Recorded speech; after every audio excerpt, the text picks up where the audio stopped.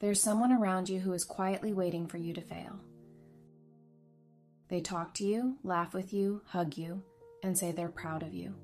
But every time something good happens in your life, they ask a seemingly innocent question that makes you feel small, confused, or even guilty for winning. This isn't curiosity. It's jealousy wearing the costume of friendship.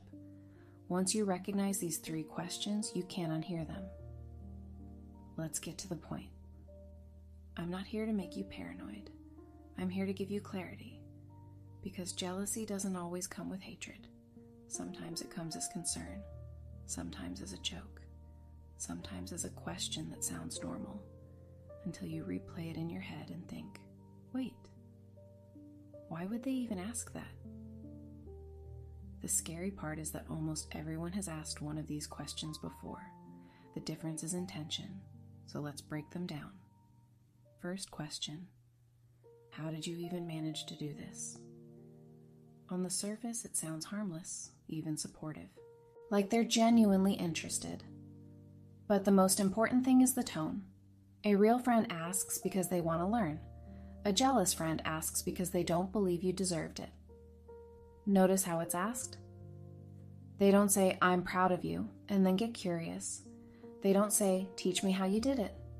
Usually there's a pause, a raised eyebrow, a crooked smile, as if they're trying to solve a mystery that shouldn't exist, because in their mind, you were never supposed to win. This question isn't about your process. It's about disbelief.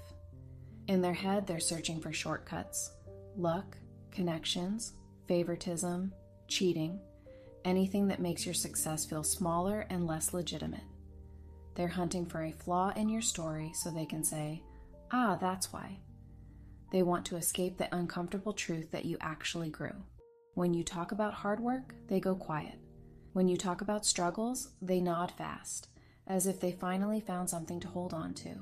When you say it was luck, they relax, because luck means it wasn't really you. A jealous friend hates one thing more than your success, that you earned it yourself. So if someone keeps asking, how did you even do it? Every time you level up, understand this. They're not looking for inspiration. They're trying to make sure you're not better than them. That brings us to the second question. Don't you think you're overdoing it? This one is sneaky. It wears the mask of care. It pretends to worry about your mental health, balance, and peace. But let's be honest. No one asks this when you're wasting your potential. No one asks this when you're stuck. No one asks this when you're average.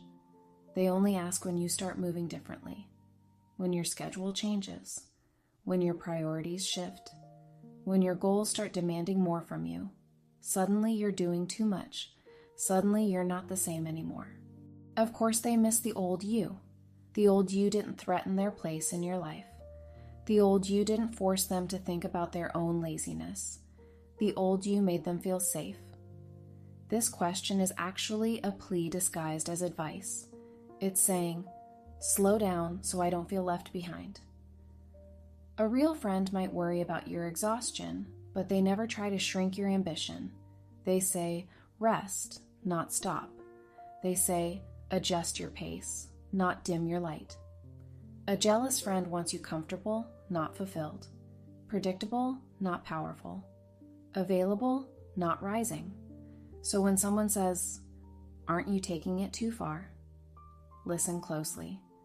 Sometimes too far just means further than me, and that discomfort is not your responsibility.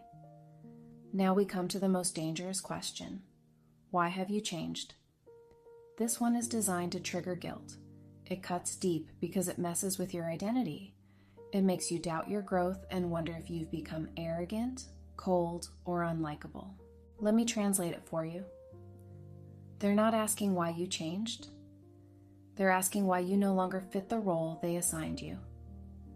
Growth always feels like betrayal to people who benefited from your old limits. When you stop oversharing, when you stop explaining yourself, when you're not available on demand, when you stop tolerating nonsense. They call it changing. You're not changing. You're leveling up. You cannot upgrade your life and keep all the same relationships. It's impossible. Someone always loses access. Someone always feels threatened. Someone always feels exposed. They ask this question, hoping you'll apologize for evolving, hoping you'll reassure them that you're still the same, still accessible, still somehow beneath them. Because if you've changed, they're forced to face the truth that they haven't. Now here's a bonus one. Are you sure some of your friends aren't jealous of you? This question often comes from someone who is jealous or competitive. Why does it feel heavy? Because it's projection. People who envy you accuse others of jealousy. People who feel threatened talk constantly about threats. People who fall in behind obsess over comparison. Jealous friends project their feelings because they can't accept them. They warn you about fake people while secretly resenting you themselves. They joke about your success being temporary. They downplay your wins to protect their ego. Projection hides insecurity. Sometimes you only realize this years later, when you look back and see who slowly discouraged you, questioned you, or made your growth feel uncomfortable instead of exciting. They didn't want to hurt you. They wanted to protect their self-image. That's what makes it dangerous. So what do? Don't confront them aggressively. Don't accuse. Don't lecture.